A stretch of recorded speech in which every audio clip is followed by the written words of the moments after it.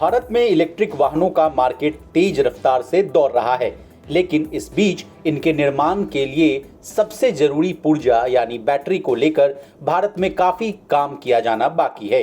अगर भारत इस मामले में चूक गया तो फिर बैटरी की सप्लाई में चीन का दबदबा बढ़ सकता है, जो भारत के ईवी मार्केट को काफी हद तक चीन पर निर्भर बना देगा।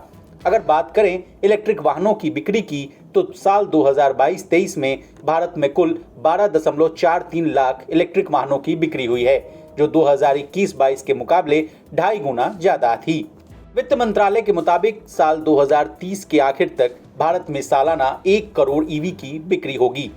लेकिन अगर सरकार इलेक्ट्रिक वाहनों में इस्तेमाल होने वाली बैटरियों की मैन्युफैक्चरिंग को देश में करने पर कामयाबी हासिल नहीं करेगी तो चीन को बैठे बिठाए एक बेहद बड़ा मार्केट मुहैया हो जाएगा। दरअसल भारत में फिलहाल इन बैटरियों में इस्तेमाल होने वाले कच्चे माल का उत्पादन नहीं हो रहा है और इन रॉ मटेरियल के लिए जरूरी खनिजों के खदान भी भारत में नहीं हैं। सरकार ने पिछले साल ईवी में इस्तेमाल होने वाली बैटरियों का निर्माण घरेलू स्तर पर करने के लिए PLI स्कीम का ऐलान किया था, लेकिन इसका असर दिखाई देने में अभी कई बरस लगने का अनुमान है।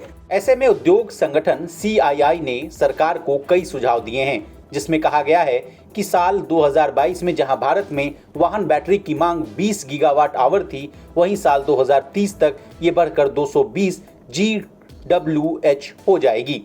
अब घरेलू बाजार की ईवी डिमांड को पूरा करने के लिए बड़े पैमाने पर बैटरी निर्माण की भी जरूरत होगी।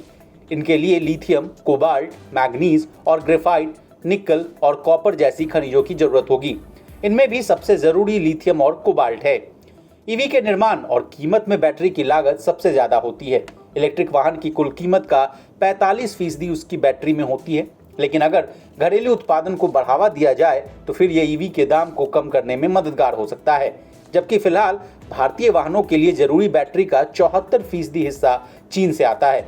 चीन पर निर्भरता को खत्म करने के लिए CII का सुझाव है कि खनिजों की सप्लाई के लिए मैक्सिको, चिली, ऑस्ट्रेलिया जैसे देशों के साथ सहयोग स्थापित किया जाए। ऑस्ट्रेलिया से PM मोदी के मई में हुए दौरे के दौरान समझौते से इसकी शुरुआत हो चुकी है।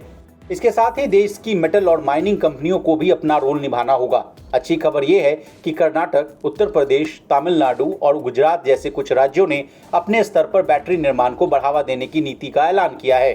केंद्र की PLI स्कीम के तहत भी रिलायंस, राजेश एक्सपोर्ट, ओला जैसी कंपनियों को चुना गया है। जापान की तोशिबा और दक्षिण कोरिया की सैमसंग भारत में लिथियम आयन बैटरी के निर्माण में उतरने का ऐलान कर चुकी है।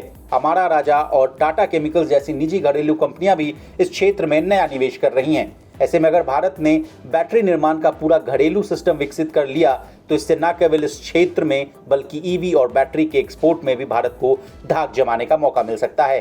ब्यूरो रिपोर्ट, विस्तार।